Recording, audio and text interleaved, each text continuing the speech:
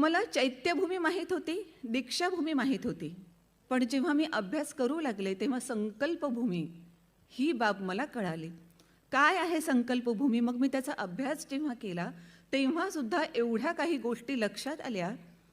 एक तर सयाजीराव गायकवाडांनी बाबासाहेबांना शिष्यवृत्ती दिली, ते फॉरेनमध्ये गेले, ते शिकून परत आले, कारण करार झालेला होता की शिष्यवृत्तीच्या मोबदल्यामध्ये परत आल्यानंतर सयाजीराव गायकवाडांकडे नोकरी करायची आहे. बाबासाहेब रेल्वेने येणार म्हणून सयाजीराव गायकवाडांनी, लक्षात घ्या, सयाजीराव गायकवाड म्हणजे एका संस्थानचे राजे, या राजाने आदेश दिला की असे असे ते येत आहेत, त्यांना घेण्यासाठी रेल्वे स्टेशनवर जा. राजाचा आदेश क्षीरसावंत मानला गेला पाहिजे होता, पण तो मानला गेला का? नाही, अजिबात नाही. कारण राजाने काय आदेश दिला याच्याशी देणं घेणं नाही. आम्हाला तुम्ही कुणाला घ्यायला पाठवताय?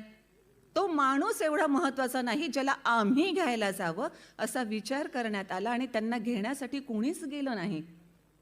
हा एवढं नॉलेज संपादन करून आलेला मनुष्य रेल्वे स्टेशनवरून आलाय, राहण्याची व्यवस्था करायची आहे, घरामध्ये त्याला कोणीही त्यांना त्या ठिकाणी घर देत नाहीये.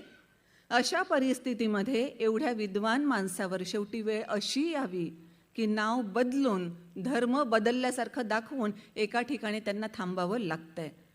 जेव्हा तिथे थांबले पारसी धर्मशाळेमध्ये, आणि जेव्हा त्यांच्या लक्षात आलं की हे मनुष्य आपण जे समजतात त्या वर्गातले नाही, हे अशा सामाजिक वर्गातले आहेत ज्यांना आपण अजिबात मानत नाहीत, आणि अक्षरशः रात्री त्यांचं सामान फेकून देण्यात आलं, त्यांना बाहेर काढण्यात आलं.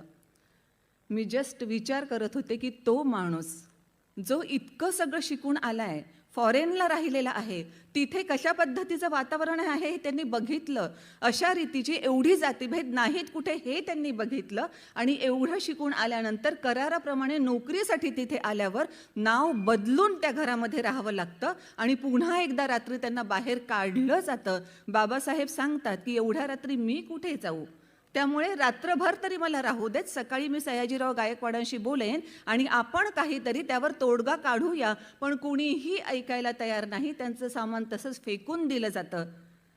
अक्षरशः हताश होऊन सगळं सामान उचलून कुठे जायचं माहीत नाही, अंधार पडलेला आहे. अशा परिस्थितीत बाबासाहेब एका ठिकाणी जातात, एक बगीचा दिसतो, बगीच्यातल्या एका झाडाखाली बसतात आणि अक्षरशः त्यांच्या डोळ्यातून अश्रू ओघळत असतात. ते वाचताना माझ्या अंगावर काटा येत होता की ह्या महामानवानं, या मनुष्यानं खरंच काय सहन केलेलं असेल.